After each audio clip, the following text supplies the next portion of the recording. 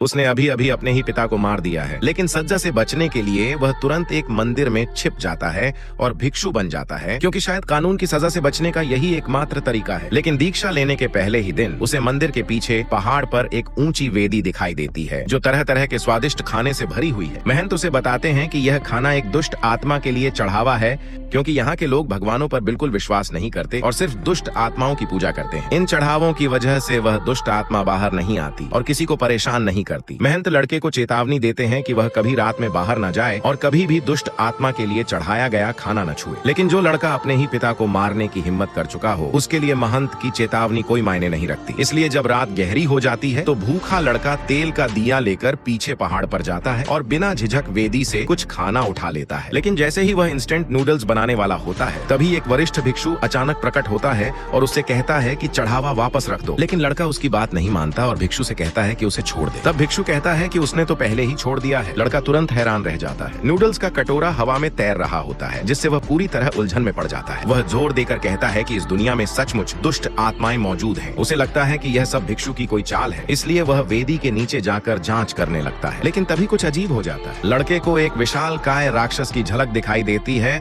और वह डरकर तुरंत पीछे मुड़ जाता है। लेकिन तभी वेदी अचानक जमीन पर पलट जाती है, जिससे लड़का बुरी तरह डर जाता है और भागकर अपने कमरे में लौट आता है। वह कंबल के नीचे छिप जाता है और किसी तरह रात काटता है। सुबह होने पर महंत और बाकी लोग देखते हैं कि वेदी पलटी हुई है और महंत तुरंत समझ जाते हैं कि कुछ गड़बड़ हो गई है, क्योंकि जब दुष्ट आत्मा क्रोधित हो जाती है तो वह प्रायश्चित के लिए एक बलि ढूंढती है। सब लोग लड़के को अपशकुन मानते हैं और महंत की चेतावनी न मानने के लिए उसे दोष देते हैं। बाकी लड़का सबके पीने का पानी लात मारकर गिरा देता है, फिर कपड़े बदलता है और मंदिर छोड़ने की तैयारी करता है। लेकिन महंत उसे रोक लेते हैं, क्योंकि वेदी पलट चुकी है, इसलिए दुष्ट आत्मा आज रात बाहर आएगी और अपनी बलि ढूंढेगी और सिर्फ मंदिर ही सच में सुरक्षित है। लड़का स्वाभाविक रूप से भूत प्रेतों पर विश्वास नहीं करता और महंत को धक्का देकर पहाड़ से नीचे उतरने लगता है। लेकिन कुछ ही कदम बाद उसे पछतावा होने लगता है, क्योंकि पूरा जंगल घने कोहरे से भरा हुआ है और उसके फोन में बिल्कुल सिग्नल नहीं है, इसलिए वह और तेज चलने लगता है। खुशकिस्मती से उसे अचानक एक वरिष्ठ भिक्षु मिल जाता है। वह कहता है कि जल्द ही रात होने वाली है